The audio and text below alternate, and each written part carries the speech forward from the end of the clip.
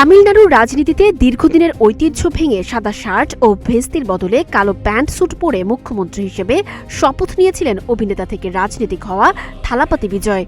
তার এই পশ্চিমা ধাঁচের পোশাক নিয়ে রাজনৈতিক মহলে আলোচনা ও বিতর্কের ঝড় উঠেছিল। অবশেষে সেই রহস্যের জট নিজেই খুললেন মুখ্যমন্ত্রী বিজয়। সোমবার তিরুচিরাপল্লীতে নিজের প্রথম জনসভায় সমর্থকদের উদ্দেশ্যে পোশাকের পেছনের কারণ ব্যাখ্যা করেন বিজয়। তিনি বলেন, অনেকেই জানতে চাইছেন আমি কেন স্যুট পরছি। কোট স্যুট কি শুধু ক্ষমতাবানদের জন্য? আমরা কি তা পরতে পারি না? আমি তো নানা রঙের পোশাক পরছি না।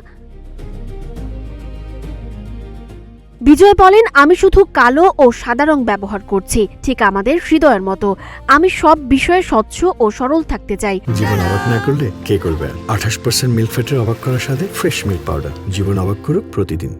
কালো সাদার মতোই আমার অবস্থান পরিষ্কার থাকবে। মুখ্যমন্ত্রীর এই বক্তব্যে উপস্থিত জনতা করতালি ও উচ্ছ্বাসে ফেটে পড়ে। বিজয় আরও জানান, তিনি দীর্ঘ বা অপ্রয়োজনীয় বক্তৃতা পছন্দ করেন না।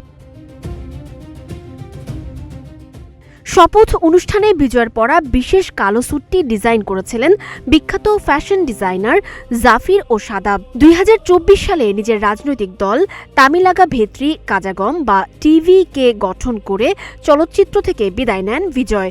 2026 সালের বিধানসভা নির্বাচনে 108টি আসনে জয়লাভ করে জোট সরকারের মুখ্যমন্ত্রী হিসেবে দায়িত্ব নেন এই জনপ্রিয় তারকা। সানজিদা আফরিন, সোনিয়া, নাগরিক প্রতিদিন।